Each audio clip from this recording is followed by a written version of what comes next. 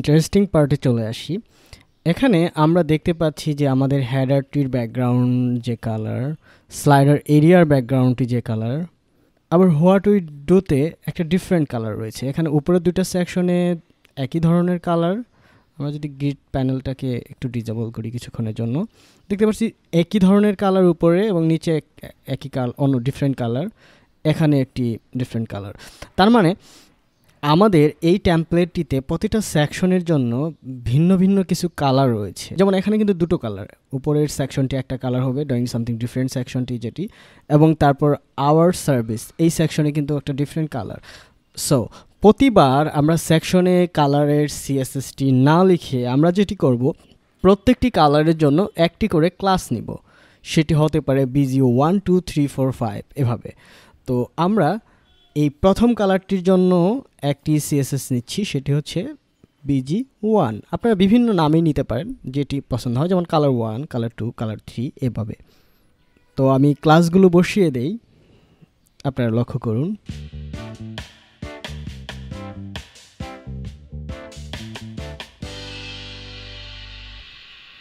এখন আমরা সিএসএস যখন করব তখন এই BG2, BG1, BG3 এর পরবর্তী যে কালার সেটগুলো আসবে প্রত্যেকটির জন্য একটা করে ব্যাকগ্রাউন্ড কালার সেট করে দেব। তারপর অটোমেটিকলি এই সেকশনটি সেই কালার হয়ে যাবে। এটার সুবিধা হচ্ছে যে আমরা যখন এক জায়গায় একটি ক্লাসে কালার চেঞ্জ করব, এই ক্লাসটি ওই টেমপ্লেটের যত জায়গায় রয়েছে সব জায়গায় চেঞ্জ হয়ে যাবে। এটিই মূলত এটার অ্যাডভান্টেজ। এবার আমরা আমাদের ফিচার এরিয়া যেটি, সেটির জন্য সেই সেকশনটির কোডিংয়ে চলে যাই।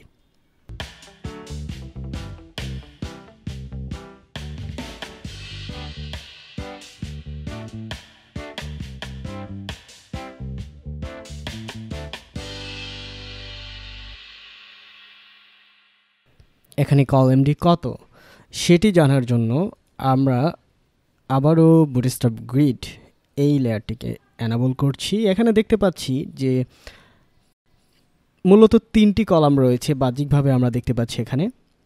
তো 3টি কলামের জন্য সাধারণত সমান সাইজের 3টি কলামের জন্য বুটস্ট্র্যাপে নিতে হয় কলাম দি 4, কারণ 3 4 12।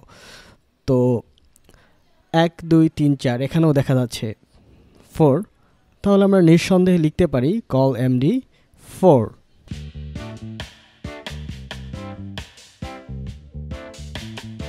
আমরা দুটো সেকশনের মধ্যে দেখতে পাচ্ছি যে মোটামুটি বাহ্যিকভাবে দুটো ডিজাইনের লেআউট একই ধরনের। যেমন এখানে আমরা একটি S2 নিয়েছিলাম, এটার চাইতে এটার যদি ফন্ট সাইজ লক্ষ্য করি, কন্ট্রোল টি চেপে 60 পিক্সেল, এখানে যদি আমরা এটির ফন্ট সাইজ লক্ষ্য করি, এখানে দেখতে পাচ্ছি এটি 54 পিক্সেল। তার মানে এটি যদি S2 হয় এটি হবে S3, এটি হবে S4, এটি হচ্ছে আগের মতোই প্যারাগ্রাফ সম সাইজ, তারপর হচ্ছে বাটন। তো এইভাবে আমরা আগের ওই ক্লাসগুলোকেই এখানেও ব্যবহার করব। যেমন ফিচার টেক্সট, একটা ডট হবে,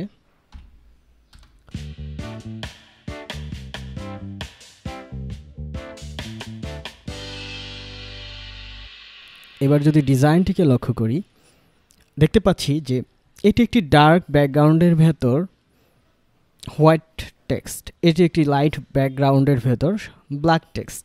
তার মানে আমাদের লেআউটটা একই হলেও এখানে ডিজাইনে কিছু পার্থক্য রয়েছে, এখানে স্টাইলে কিছু পার্থক্য রয়েছে, এটি সাদা এটি কালো। সো আমরা যদি এখানে দুটো সেকশনের জন্য দুটো ক্লাস ডিফাইন করে দেই, যেমন মনে করুন উপরেরটা আমরা লিখে দিলাম ডার্ক টেক্সট, নিচেরটা আমরা লিখলাম লাইট টেক্সট। সো এখানে লাইট ব্যাকগ্রাউন্ডের ভেতরে টেক্সট। ওকে, S3-তে ছিল ওয়েব ডিজাইন টিউটোরিয়াল।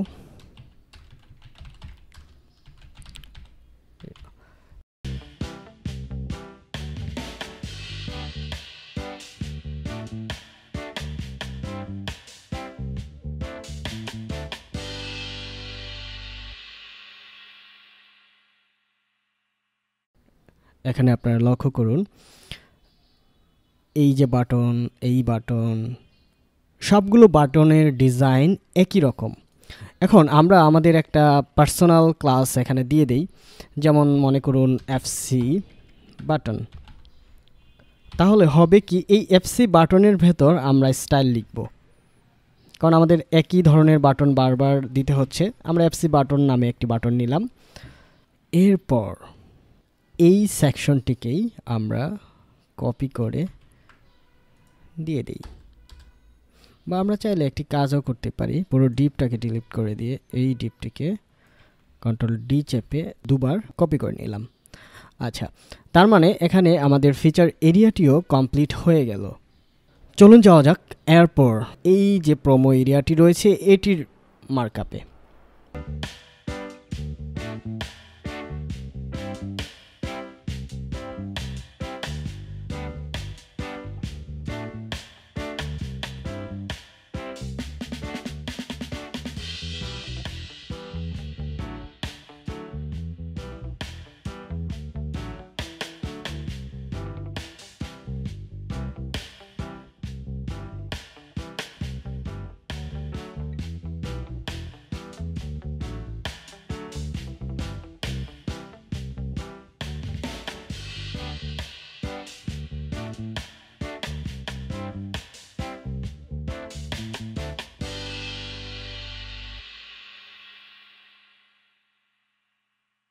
এরপর আমরা আমাদের সার্ভিস সেকশনে চলে যাই। এখানে আওয়ার সার্ভিস এরিয়া, একইভাবে সেকশন টাইটেল, তারপর 3 column. Okay, let's do it.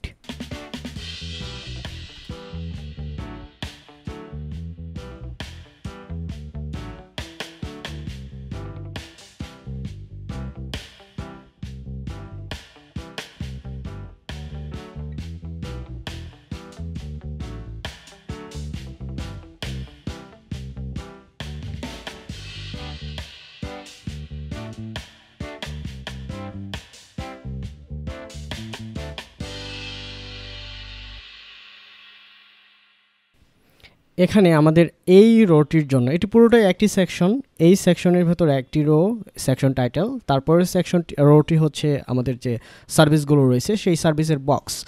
তো এখানে সার্ভিস বক্সের কলাম রয়েছে 1 2 3টি, তাহলে আমরা 3টি করে সার্ভিস বক্স কলাম নিব। তাহলে কল এমডি 4, কারণ 3 4 12।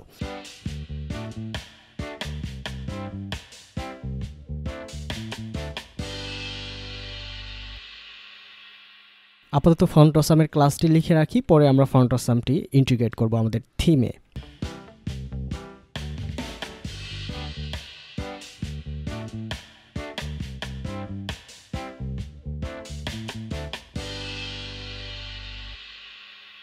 এটি মূলত হচ্ছে সার্ভিস বক্স। এখানে আমাদের সার্ভিস বক্স রয়েছে টোটাল 1 2 3 4 5 6 6টি।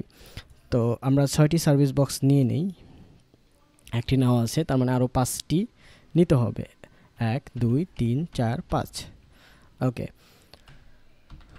আমরা রিলোড দিয়ে দেখতে পারি যে ডিজাইনটি কি অবস্থা। নিতো চলে আসলো।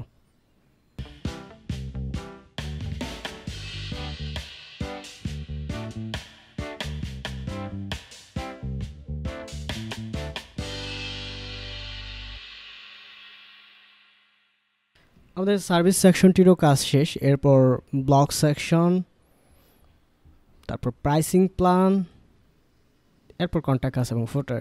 আমরা মার্কআপটি খুব দ্রুত করে ফেলি ব্লগের জন্য।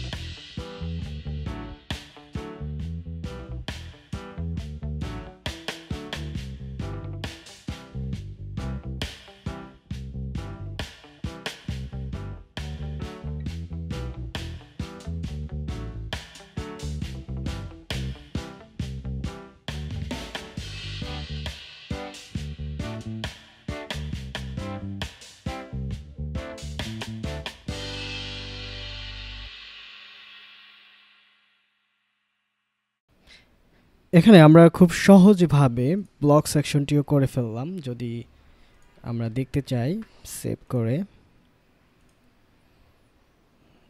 ফ্রম দ্য ব্লক সেকশন খুব সুন্দরভাবে হয়ে গেছে। তো পরবর্তী সেকশনে চলে যাই, আওয়ার প্রাইসিং প্ল্যান। অনেকের কাছেই হয়তো এই বিষয়টি নতুন যে প্রাইসিং টেবিল কিভাবে করে। খুব মনোযোগ সহকারে দেখুন।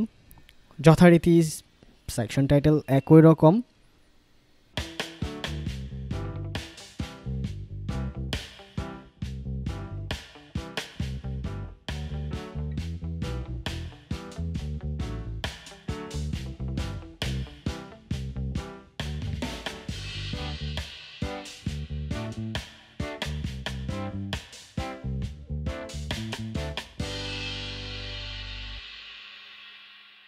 এখানে আমাদের 3টি কলাম রয়েছে প্রাইসিং বক্সের জন্য, 1 2 3 4, তার মানে 4 গ্রিড কলামটি 4।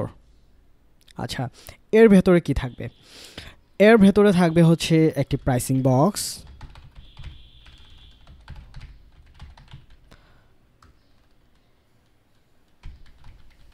যাতে রয়েছে, আমরা একটু যদি দেখে নেই, প্যাকেজ নেম, প্যাকেজ প্রাইস এবং প্যাকেজ কন্টেন্ট, এবং কন্টেন্টের ভেতরে রয়েছে বাটন।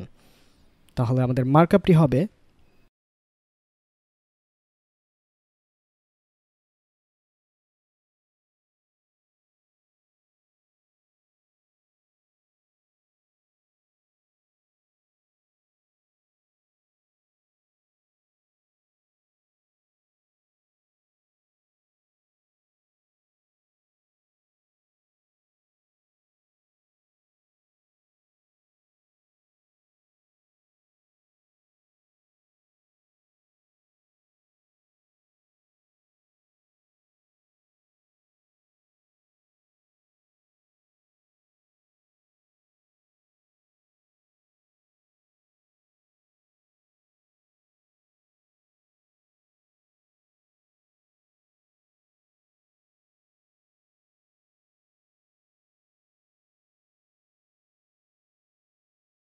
এবার এই কলামটিকে আমরা কপি করে আরও 2বার দিয়ে দিই, কন্ট্রোল ডি। তার মানে আমরা 3 কলামের প্রাইসিং বক্স পেয়ে গেলাম। তাহলে আমাদের প্রাইসিং সেকশনটিও কিন্তু হয়ে গেল। এবার অর্ডার নাও, এটা লিখিনি।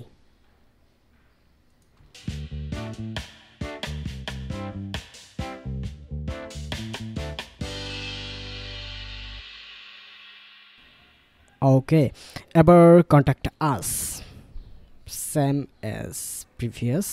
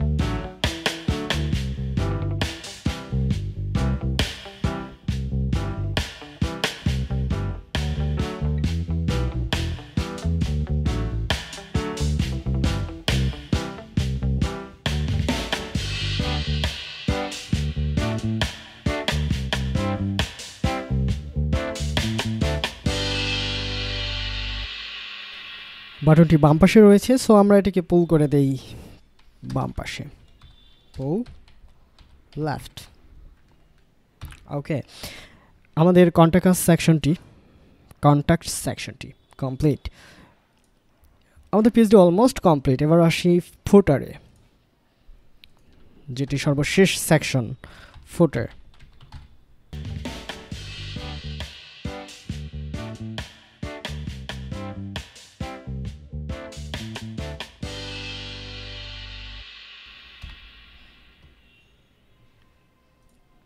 আচ্ছা, ফুটারে আমরা মূলত দেখতে পাচ্ছি যে দুটি কলাম, এটি এটি, এবং প্রথম কলামের ভেতর আবার আরও 3টি কলাম। তার মানে এখানে আমার প্রথম কলামের জন্য জায়গা নিতে হবে 1 2 3 4 5 6, এটিকেও আমরা নিয়ে নিই এই কলামে, তাহলে কলাম ডি 7 আর এটি হবে কলাম ডি 5, কারণ 7 5 12, এবং 7-এর ভেতরে আমরা নিব 3টি কলাম, আবার একটি রো নিয়ে কলাম ডি 4 4 4 এভাবে দিব। ওকে,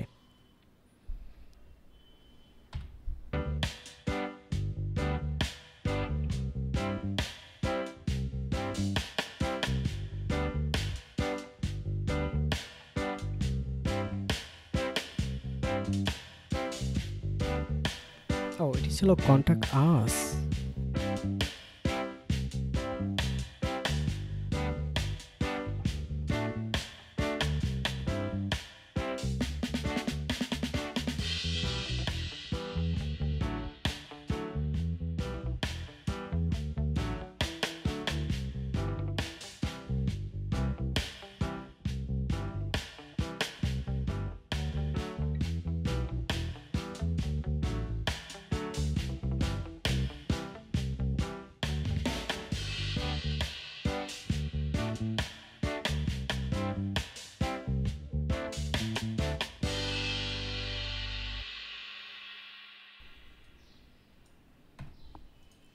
আমরা নিউজ লেটার ফর্মটিও করে ফেললাম।